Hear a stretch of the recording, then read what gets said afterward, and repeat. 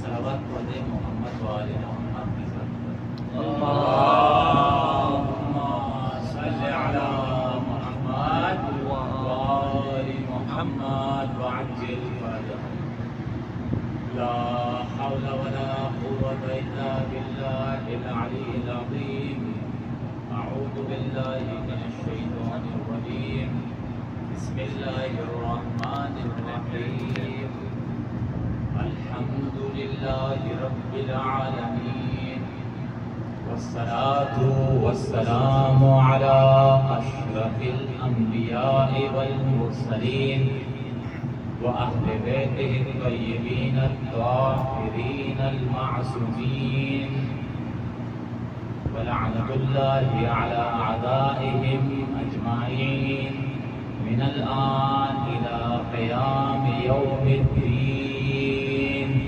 آمين يا رب العالمين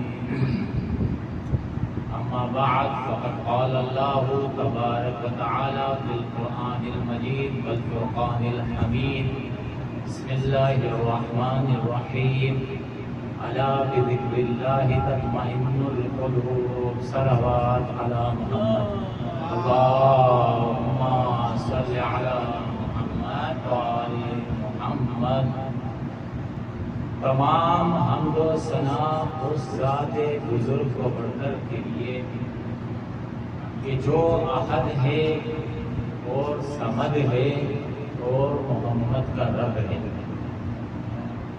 اور درود و سلام ان ذوات مقدسہ کے لیے کہ جن کے لیے خود خدا بند متعال کی ذات قصیدہ خواہ ہوئی یا ملائکتی و یا سکان السماوات انی ما خلقت سماء مبنیا ولا ارضا مدحیا ولا قمرا منیرا ولا شمسا مضیا ولا فلكا يدور ولا بحرا يجري ولا فلكا يسري إلا في محبة هؤلاء الخمسة الذين هم تحت القصاص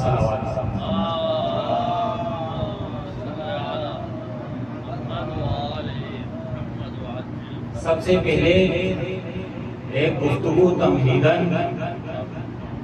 کہ یہ ایام حسینی ہیں، یہ ایام حسینی ہیں، یہ مغفرت کے ایام ہیں، یہ بخشش کے ایام ہیں۔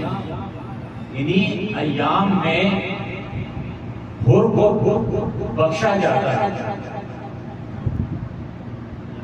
یہی ایام کہ علماء تاکید کرتے تھے کہ ان ایام میں جب بھی کسی مجلس میں شرکت کریں تو باوضو اور باطہارت ہو کر کریں،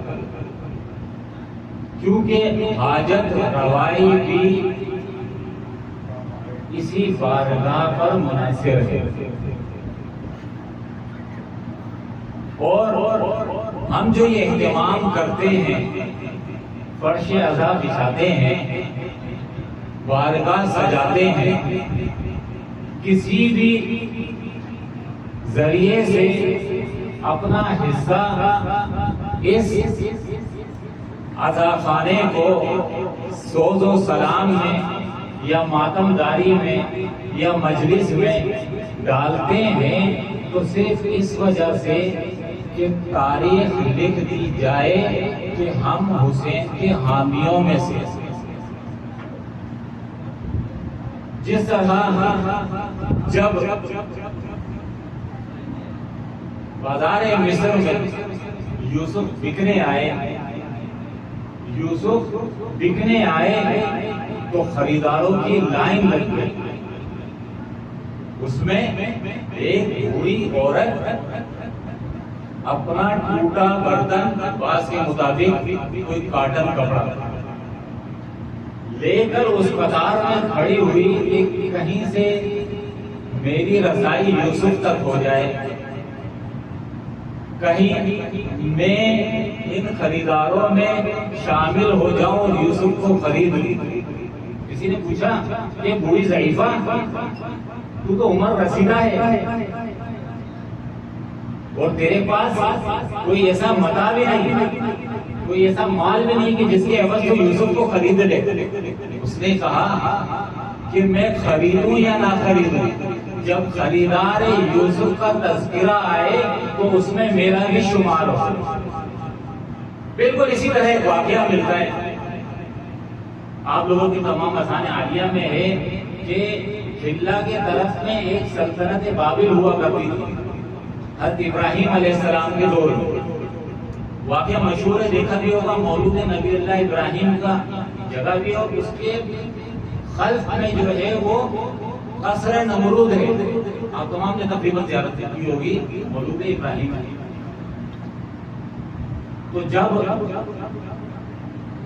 ابراہیم علیہ السلام کو آگ میں پھینکنے کے لیے، ڈالنے کے لیے، کیونکہ عشق سے سرشار تھے وہ، عشق حقیقی میں خدا متعال کے عشق میں مرنے مٹنے کے لیے تیار تھے، زمین پر وہ تیار تھے۔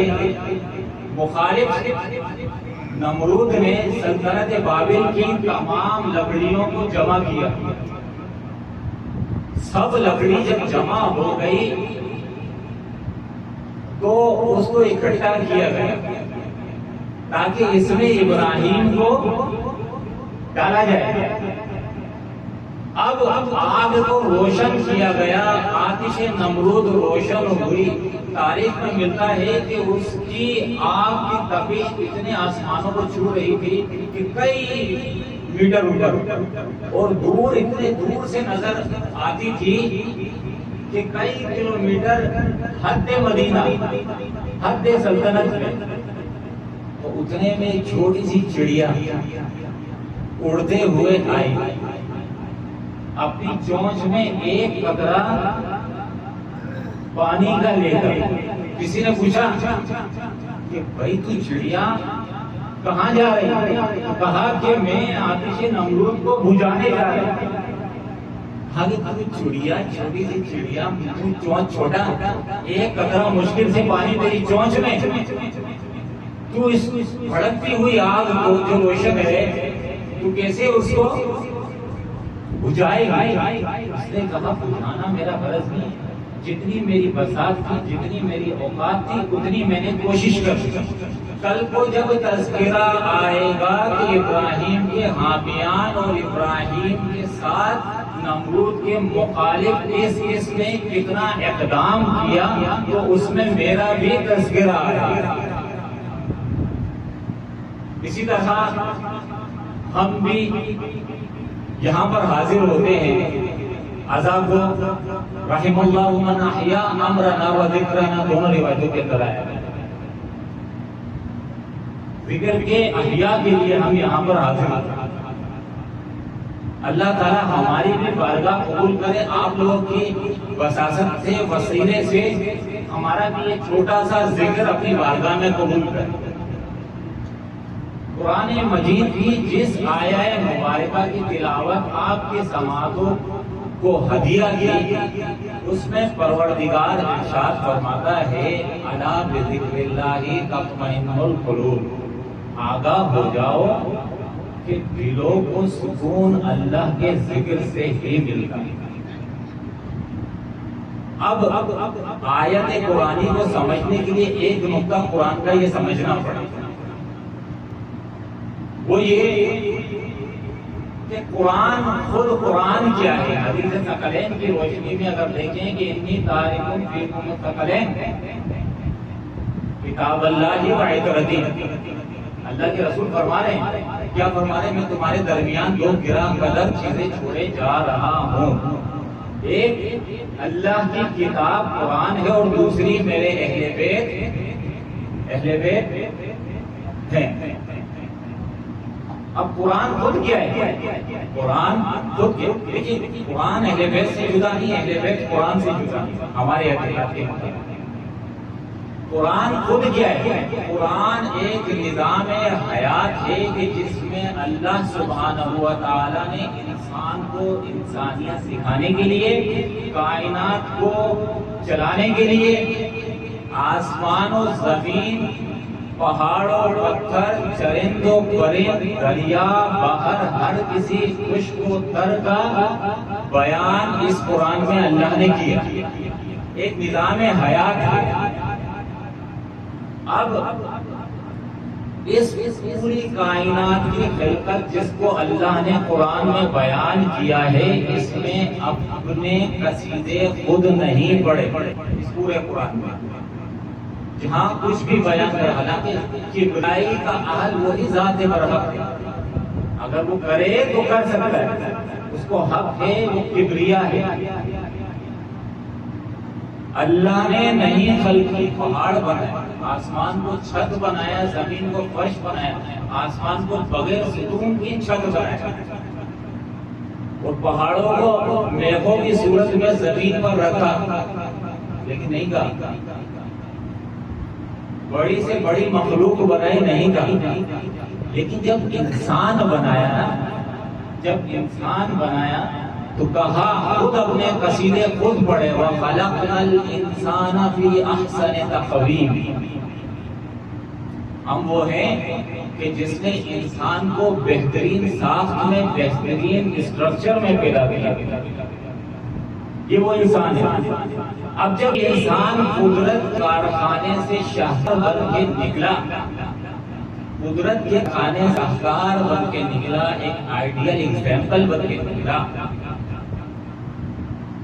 تو پھر لازم تھا کہ اس شاہکار کو چلانے کے لیے دستور عمل بھی کوئی ہو۔ جس طرح آپ اگر یہ مائک موبائل خریدتے ہیں تو جب اس کو کھولتے ہیں تو اس کے اندر سے ایک ہوتی ہے پروڈکٹ اور ایک ہوتی ہے مینول بک، یعنی پروڈکٹ کیا؟ مثلا وہ چیز کہ جو آپ نے ڈبے سے، مثلا مبردے کی صورت میں، مائک کی صورت میں، اسپیکر کی صورت میں، کوئی بھی چیز آپ کھولیں، کھولنے کے بعد اس میں دو چیزیں آپ کو ملیں گی، ایک چیز ملے گی خود وہ چیز جو آپ نے خریدی ہے، اور دوسری چیز ملے گی کہ اس کو چلانے کا طریقہ کیا ہے، اس کو مینول بک ہے۔ اب اگر آپ چاہتے ہو کہ جو چیز آپ نے خریدی ہے یہ دیرپا ہو، یہ صحیح استقامت سے چلے، یہ قوت کے ساتھ چلے، اس کی میعاد بڑی ہو، اس کی عمر طویل ہو، تو آپ کو لازمی طور پر اس کتاب کے مطابق اس موبائل کو، مائک کو، پنکھے کو چلانا پڑے، اس مائک کو، موبائل کو، پنکھے کو اس کتاب مطابق چلانا پڑے۔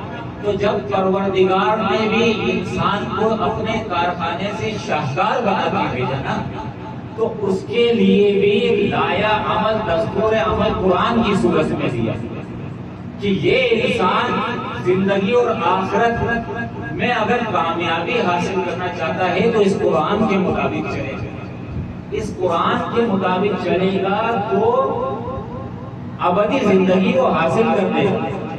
ابدی زندگی کا مطلب یہ نہیں کہ موت واقع نہیں ہوگی، موت تو اجل ہے، مومن کے لیے ایک پردہ ہے، وَإِلَّا اہل جہاں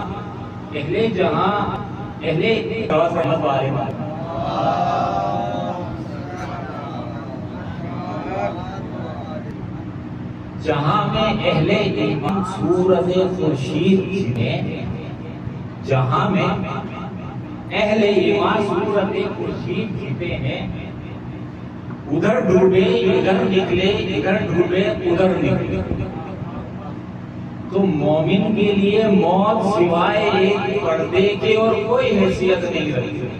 اگر اس نے اپنی زندگی اس قرآن کے مطابق ڈال دی تو اس کی زندگی میں اللہ استقامت دے گا، دنیا و آخرت دے گا، دنیا کی نعمتیں دے گا، جنت دے گا، ہر طرح کے نام جس کے قرآن کا وعدہ کیا ہے وہ تمام چیزیں پروردگار دے گا اگر یہ انسان قرآن کے مطابق اس مینول بک کے مطابق کچھ عمل کر لے۔ صلوات پڑھیں محمد و آل محمد کی ذات۔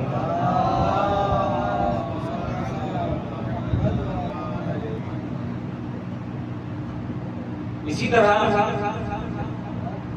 طرح جب اب آئے اپنے سرنامہ کلام کی طرف کہ اللہ قرآن میں ارشاد فرماتا ہے الا بذکر اللہ اطمئن القلوب، آگاہ ہو جاؤ کہ دلوں کو سکون اللہ کے ذکر سے ہی ملتا ہے۔ اب یہاں پہ مرفع بیان دے ہیں قرآن کی صورت میں کہ سکون انسان، اطمینان انسان کو تب حاصل ہوتا ہے جب انسان کا اندر باطن، جس کو وجدان کہا جاتا ہے، جس کو ضمیر کہا جاتا ہے، جس کو برزخی آنکھ کہا جاتا ہے، جس کو چشم باطن کہا جاتا ہے، جب ہم کہتے ہیں کوئی برا کام کا ارتکاب کرتے ہیں تو فوراً سے اندر سے آواز آتی ہے کہ یہ کام ٹھیک نہیں ہے۔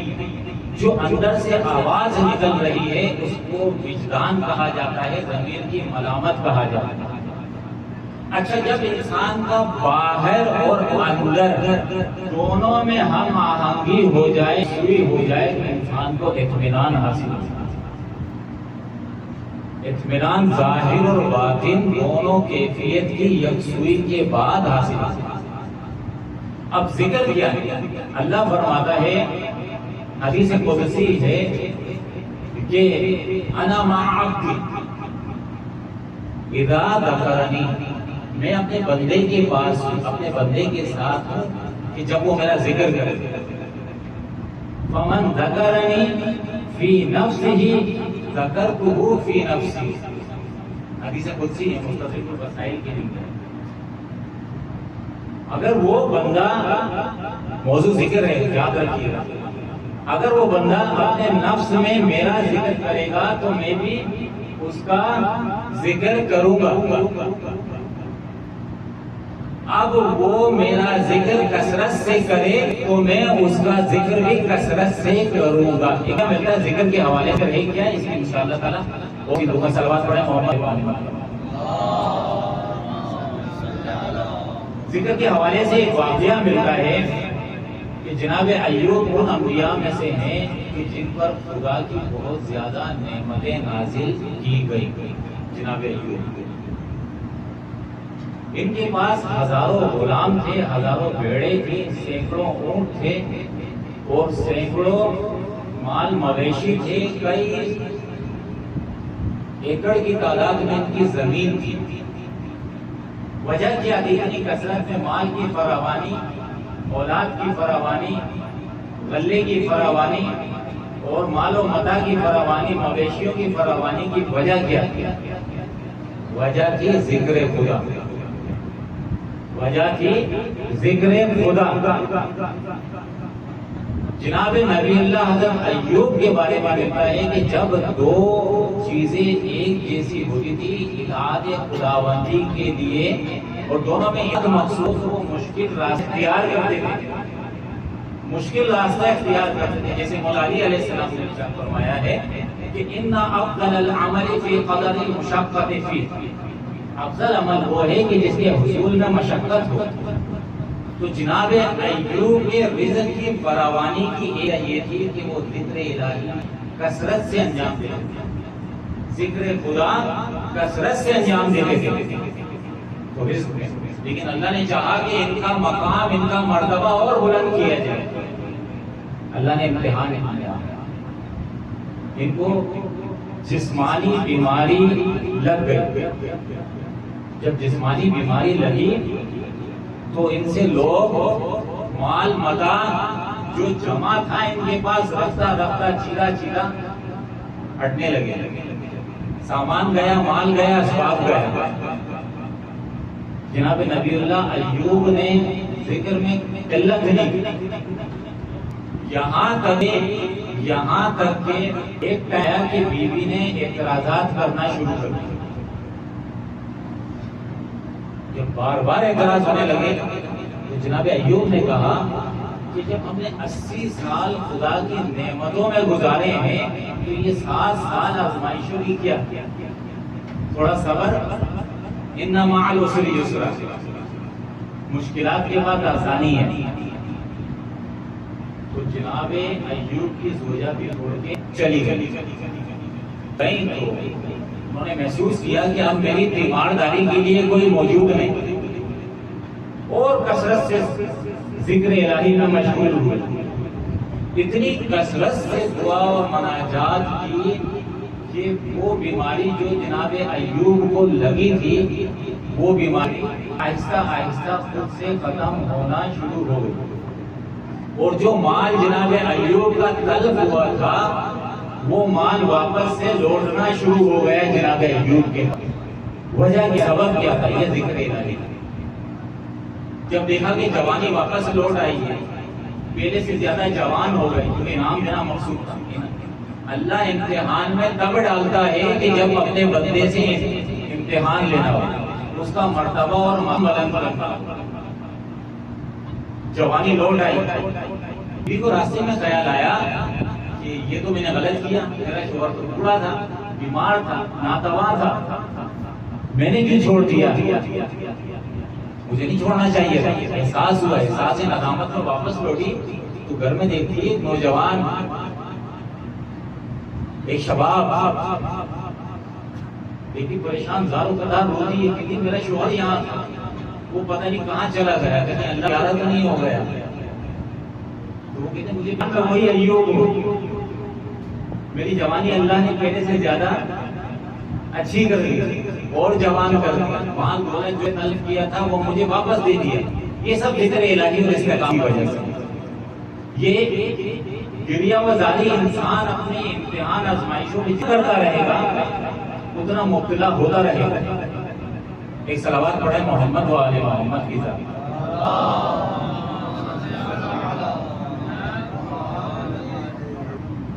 اب آئیں کہ یہ ذکر ہے کیا جو اللہ سبحانہ و تعالی فرماتا ہے کہ الا بذکر اللہ تطمئن القلوب، یہ ذکر ہے کیا؟ سورہ منصور میں اسی آیت کی تفسیر میں جناب رسول خدا کی حدیث ہے کہ جس میں فرماتے ہیں کہ اس آیت سے مراد اللہ کی اطاعت ہے، اللہ کے رسول کی اطاعت ہے، اور اہل بیت علیہ السلام کی اطاعت ہے، محبت ہے اور مومنین کے آپس کی محبت۔ الا ذکر اللہ یتعاقب القلب، آگاہ ہو جاؤ کہ اسی ذکر کے ذریعے سے مومنین آپس میں محبت کرتے ہیں۔ ایک صلوات پڑھیں بارے دیگر محمد و آل محمد کی ذات پر۔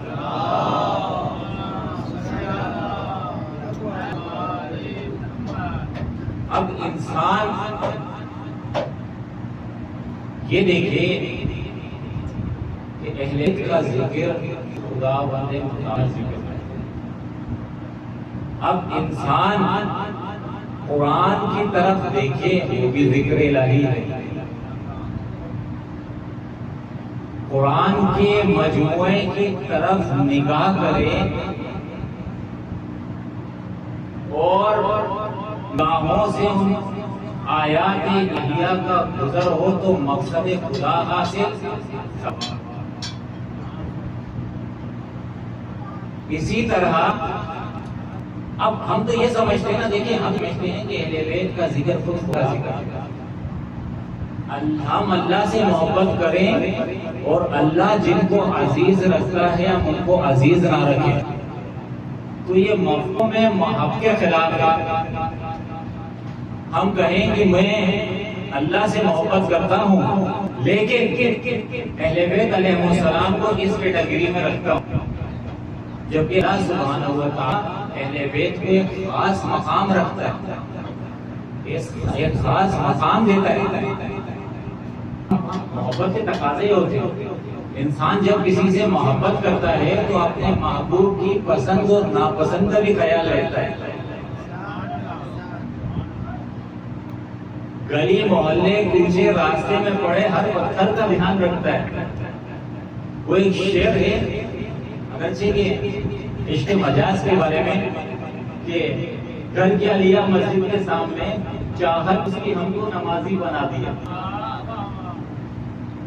اب نمازی اس کی اب یہ کیسا محب ہے، یہ کیسا مسلمان ہے کہ پروردگار سے عشق ہے، لیکن اس کے وہ جس کو محبوب رکھتا ہے اس کے بارے میں اس کی کمی ہو، یا ایسا شارٹ کٹ ہو کہ اصحاب پر ٹھپا لگانے کے لیے صحبت میں بیٹھ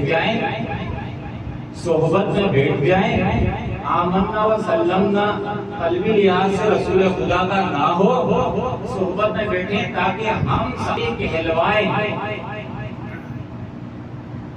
تو یہ تو کوئی معیار نہیں ہوا، یہ تو کوئی معیار نہیں ہوا، یہ تو بالکل اسی طرح بات ہو گئی کہ شاعر نے اس بارے میں بھی کیا خوب کہا ہے کہ گھر کیا لیا مسجد کے ساتھ یہ بندہ دینا ہمسایہ خدا۔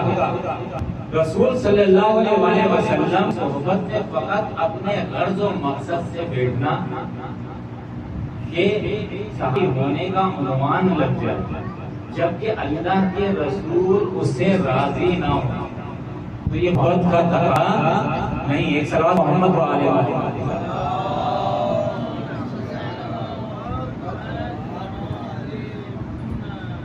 اسی طرح ذکر الہی کے بارے میں ایک اور چیز وہ یہ کہ اب ذکر ہے کیا، جیسا کہ بیان ہو گیا اہل بیت علیہ السلام کی محبت یہ ذکر الہی ہے۔ اللہ قرآن میں ارشاد فرماتا ہے اچھا جو خدا کا ذکر کرے، اہل بیت کا ذکر کرے، خدا کا ذکر کرے، اللہ قرآن میں ارشاد فرماتا ہے جو اس ذکر منہ موڑے، وَمَنْ أَعْرَضَ عَنْ ذِكْرِي، ارشاد فرماتا ہے جو میرے ذکر سے عبوس کرے، منہ موڑے، روح گردانی کرے، فَإِنَّ لَهُ مَعِيشَةً ضَنْكًا، اللہ فرماتا ہے ایک عذاب میں اس کا ذلیل دوں گا۔ وہ عذاب کیا ہے؟ وہ عذاب یہ ہے کہ دنیا میں اس کی معیشت کو سکیڑ دوں، اس کی معیشت کو کم کر دوں۔ اور دوسرا عذاب بیان کرا وہ اخروی ہے، وَنَحْشُرُهُ يَوْمَ الْقِيَامَةِ أَعْمَى، اور ہم اس کو قیامت والے دن اندھا محشور کریں گے۔ کیوں بھائی؟ کیوں؟ کیونکہ اس نے ذکر خدا سے تعرض کیا، منہ موڑا ہے، اور ذکر الہی سے اس نے روح گردانی کی۔ ایک صلوات پڑھیں محمد پر۔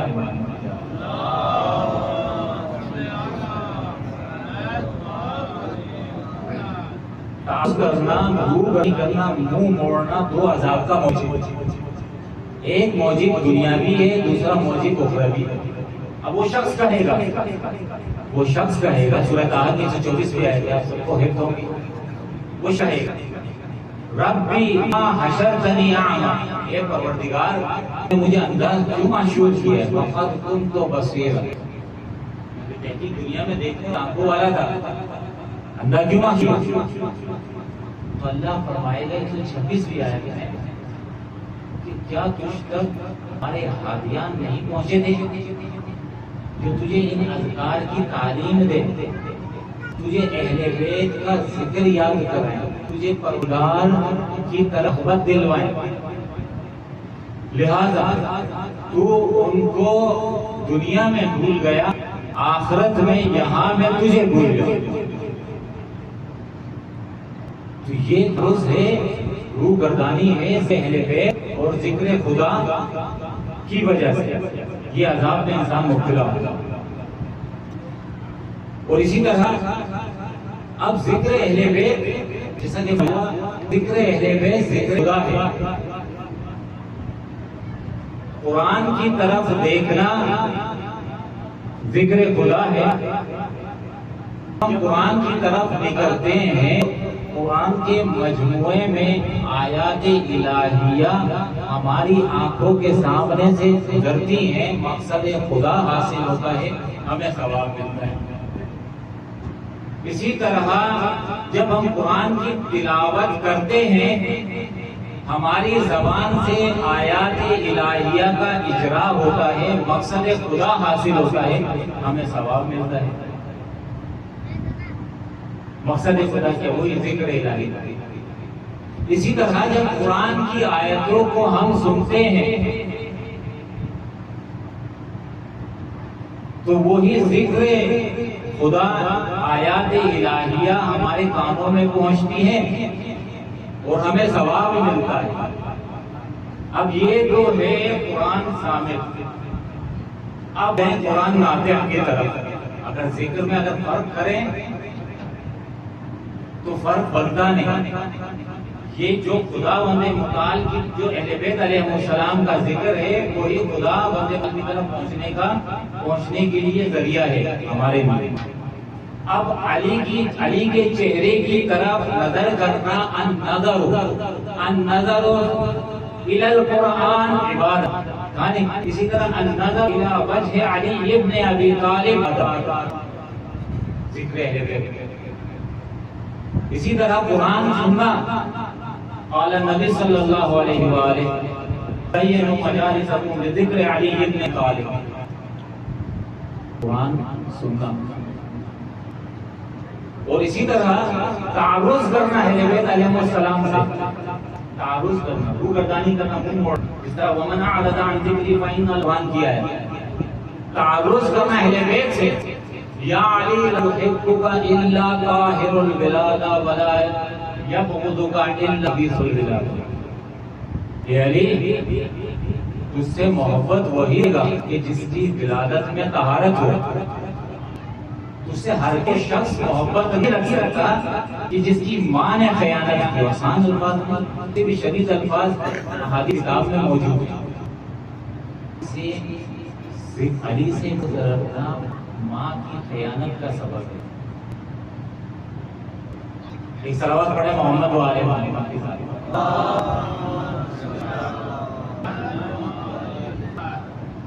اسی طرح ایک اور حدیث امام رضا کے حوالے سے، امام رضا علیہ السلام کے حوالے سے انہوں نے فرمایا ذکر کے حوالے سے، من ذکرنا او ذکر عنده، جو ہمارا ذکر کرے یا جس کے پاس ہمارا ذکر کیا جائے۔ لیکن ذکر کی حیثیت اور اس ذکر کیا مرتب ہوتے ہیں۔ من ذکر او ذکر عنده، جو ہمارا ذکر ہے یا جس کے پاس ہمارا ذکر جائے، فخرج من عینیہ دمع، بس اس صورت میں اس کی آنکھ سے ایک آنسو کا قطرہ نکلے، دمع، ایک آنسو نکلے، وہ مقدار بھی کیا، مثل جناح بعوضۃ، مچھر کے پر کے برابر، تو فغفر ذنوبہ ان کانت لبدۃ البحر، اللہ اس کے گناہوں کو چاہے وہ سمندر کی جھاگ جتنے بخش دے۔ یہ اہل بیت علیہ السلام کے ذکر فضیلتیں۔ اب اہل بیت علیہ السلام کا ذکر کیا ہے؟ وہی پاک پروردگار کا ذکر ہے۔ ہم اہل بیت کو پہچانتے ہیں تو خدا پہچانواتا ہے، ڈائریکٹ کے قائل تو نہیں، اور ڈائریکٹ تو شناخت بھی ممکن نہیں کسی کی۔ میں ڈائریکٹ اگر آپ کے پاس آؤں کوئی کام لے کر تو آپ تو بولیں گے کہ شیخ امین انتر، جب تک کسی وسیلے سے نہ ہو تو ڈائریکٹ والے ہیں بھی نہیں۔ اور اہل بیت علیہ السلام کے ذکر کے اندر اتنی تاثیر کیوں نہ ہو کہ وہ اہل بیت علیہ السلام نے امتحان کا اعلیٰ درجہ، امتحان جس طرح جناب ایوب سے سا امتحان لیا، ہمیں اہل علیہ السلام سے امتحان کا اعلیٰ درجے میں امتحان لیا گیا، شدت کے ساتھ امتحان لیا گیا۔ اب کیوں نہ ان کا اتنا کارآمد، کیوں نہ ذکر ان کا اتنا کارآمد ہو، کیونکہ کیوں نہ ان کے وسیلے میں اتنی طاقت ہو کہ ہمیں بخشوا سکے۔ اب شدت پسندی کا لفظ ہم سنتے بھی ہیں اور دیکھتے بھی ہیں، اخباروں میں دیکھتے ہیں اور خبروں میں سنتے ہیں کہ شدت پسندی صحیح غلط ہے۔ شدت پسندی اگر غلط نظریات کے ساتھ ہو تو غلط ہے، اگر صحیح نظریات کے ساتھ ہو تو وہ عین اسلام ہے۔ کربلا کا آپ نے موجود آج جس کے مسائل کے بارے میں صدر کی طرف کو ملا ہے جناب علی اصغر کی، امام حسین کربلا میں اپنی خواتین کو، اپنی آل کو، اپنی اولاد کو لے کر گئے. شدت پسندی ہے، شدت پسندی کا مفہوم ہمارے ذہن میں بٹھا دیا اس طرح گیا. جناب اثر کو سب چھوٹے کمسن بچے کو پیش کر عشق الہی میں الہی کے حصول کے لیے سب چھوٹے بچے کو پیش کرنا شدت پسندی ہے نہیں. اس سال تاریخ میں نہیں. عشق یہ عالم مثال نظریات صحیح. اب دوسری طرف برملا، وہ بھی پست ترین، اسفل ترین، سافلین بن کر تیر کمان سنبھال کر اسے کو نشانہ بنانا تھا. یہ بھی شدت نہیں. باقی وہ کے حاکم ہیں ایک درہم دینار کہ معاملی کا تدینہم دنانیر حصول کے لیے. بس دو جملے جناب اصغر کے مسائل سے آپ کی زحمتوں کو تمام. شب عاشور امام حسین علیہ السلام مردوں سے، اپنے اصحاب سے میٹنگ کر چکے، ان کا ٹرائل لے چکے، امتحان دے چکے، میں ہو چکے. آدھی رات کو مصلی سے اٹھتے ہیں، بیویوں کے خیمے کی طرف جاتے ہیں تو وہاں آوازیں بلند ہیں کہ آج شب عاشور ہے. جناب فروا کہتی ہیں آج بیٹے نے، کل میرے بیٹے نے جنگ میں شریک ہونا ہے اور اپنے جد کے ساتھ محشور ہونا. جناب لیلا کہتی ہیں، جناب اکبر کہتی ہیں کہ کل آپ نے جہاد میں شریک ہونا ہے اور نبی اللہ رسول اللہ صلی اللہ علیہ وسلم کے ساتھ محشور ہونا ہے. جناب زینب و محمد کو تیار کر رہی ہوتی ہیں. امام علی مقام سن رہے ہوتے ہیں. بیویوں کے خیمے جب رواب خیمے کی طرف آتے ہیں تو سونے کی مستقل گریہ وزاری کی آوازیں ان کے کانوں میں پڑتی ہیں. وہ اندر جاتے ہیں، دیکھتے ہیں رواب تین رات و دن کا پیاس. کیا یہ بچہ نہیں گیا؟ جناب رباب آتی ہے، نہیں آقا یہ مرا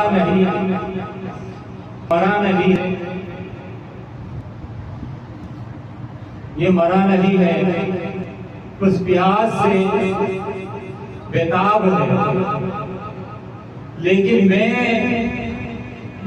مجھے یہ غم کھایا جا رہا ہے، یہ دکھ پہنچ رہا ہے کہ سب کے کوئی نہ کوئی رسول خدا نابیدہ کے ساتھ تیار ہونے کے لیے کل ہے، لیکن ایک ساتھ میرے پاس ایک بیٹی ہے بڑی کہ جو جنگ میں شرکت نہیں کر سکتی، اور جو بچہ ہے جنگ میں شریک ہو سکتا تھا وہ ابھی اتنا چھوٹا کہ گھٹنوں کے بل بھی وہ نہیں چل سکتا. جناب امام حسین نے سوچا ہوگا کہ سکینہ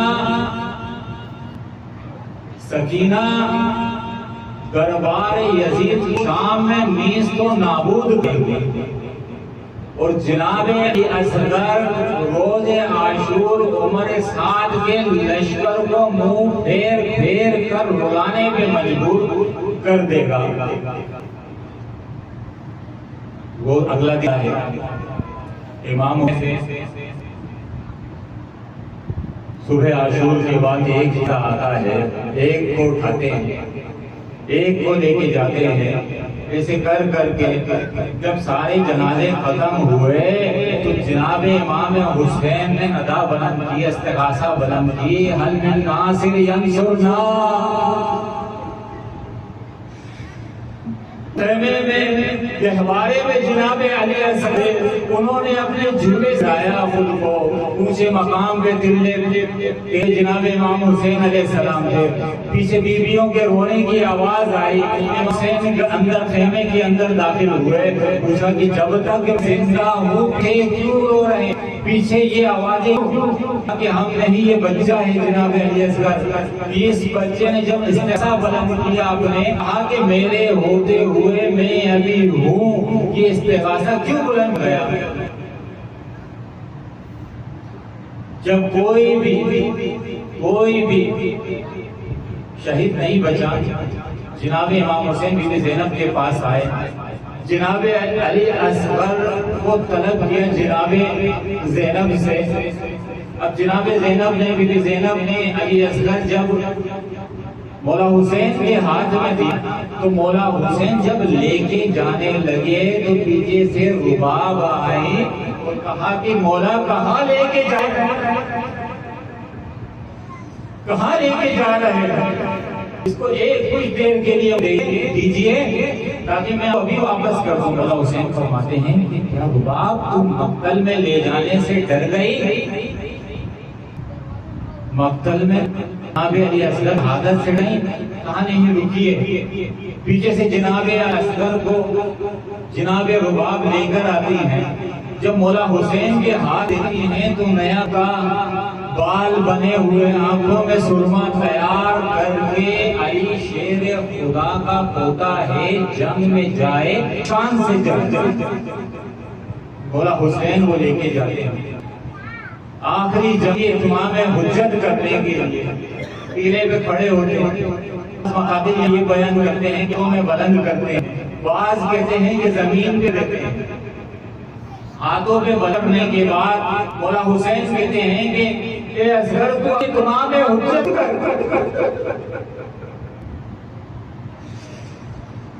تو حجت خدا ہے, تو اتمام حجت کر. جناب علی اصغر اس اشقیاء کی طرف رخ کر اپنے نئی زبان ننے ہونٹوں پر پھیرتے ہیں تو وہاں تلادم اور قہرام مچ جاتا ہے. فوج اشقیاء کے اندر ایک تلادم برپا ہوتا ہے. وہ ہمارے ساتھ کہے کہ ایک کا کلام حسین ملکوں کے کہا ایک جن کا کلام قطع کر دے. اور ملا 3 تیر اس پاس ہوتے ہیں.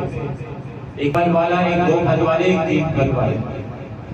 3 پھل والا تیر وہ اٹھاتا ہے. 3 پھل والا تیر, ایک پھل والا تیر انسان کی گردن کی ہڈی توڑنے کے لیے کافی ہوتا ہے, جبکہ جناب علی اصغر کی کو نہر کرنے کے لیے 3 پھل والا تیر اس نے کمال میں تیار کیا.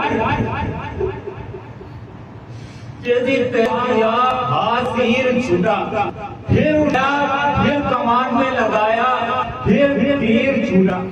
تیسری بار وہ تیر لگایا اس نے, تیسری بار چھوٹا. سنان اور ملا کا دوست آکے کہنے لگا کہ تو ارا بڑا ماندار نشانہ لگانے والا بہادر تر, تو ایک بچے سے ڈرا گیا. اور ملا کہنے لگا کہ جب میں تجھ پہ نشانہ دیتا ہوں تو پیچھے میں سے کوئی بیوی نہ کبھی اٹھتا ہے, کبھی گرتا ہے, کبھی اڑا ہے. مجھ میں یہ سر نہیں ہوتی کہ میں وہ 30 بچے پہ چلا لوں. سنان کہتا ہے کہ میں تیری آنکھوں پہ ہاتھ رکھوں گا, تو تیر چلانا. ادھر سے وہ ہاتھوں پہ تیر, ہاتھ آنکھوں پہ رکھتا ہے, ادھر سے تیر چلاتا ہے. خود سوچیں, ادھر ذہن میں رکھیں کہ یہ ادھر سکینہ بھی دیکھ رہی ہوگی اور رباب بھی دیکھ رہی ہوگی. ایک ماں جس کا 1 ماہ کا بچہ ہو وہ اپنے بچے کو نہر ہوتے ہوئے دیکھ رہی ہے. اشقیاء سے پانی مانگا, کے ذریعے سے سیراب کیا, ادھر سے تیر چلا. ادھر امام حسین السلام کے ہاتھ میں جناب اصغر تھے, تیر گردن پہ پیش ہوا, دوسری طرف سے وہ تیر نکلا. اور خود ایک لحظے کے لیے یہ سوچیں کہ یہ سارا منظر جناب رباب پردے کے پیچھے سے دیکھ رہے ہیں. خون کا فوارہ ہوتا ہے. امام حسین مقام اس خون کو آسمان کی طرف لے کے جاتے ہیں تو اوپر سے آتی ہے کہ یہ آسمان کی طرف آیا تو کبھی ابر نہیں دے. زمین طرف کرنے لگے کہ ندا زمین سے آئی کہ یہ زمین کی طرف آیا تو شادابی ویسے ہی ہوگی. امام حسین وہ اپنے چہروں پہ آیا اور کہا کہ میں جب اپنے نانا کے پاس جاؤں گا تو ان کو بتاؤں گا کہ امت نے میرے ساتھ کیا کیا, میری آل کے کیا کیا. یہ واحد جنازہ تھا.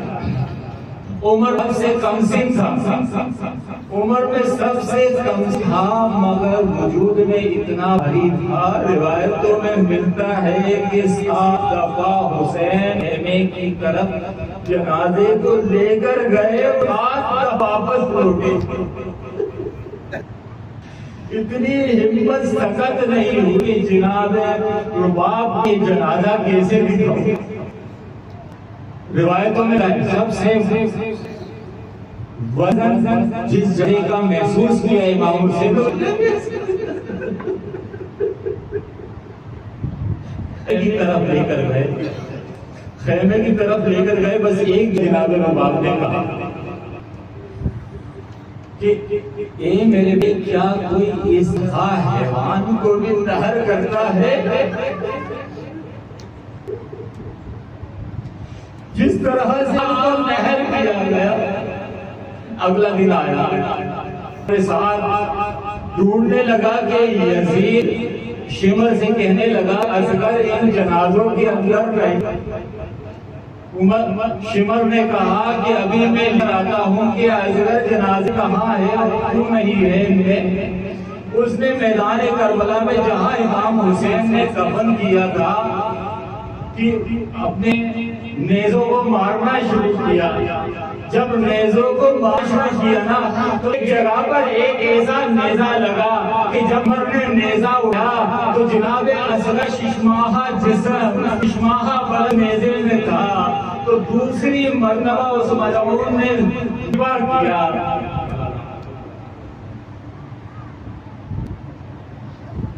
ماتم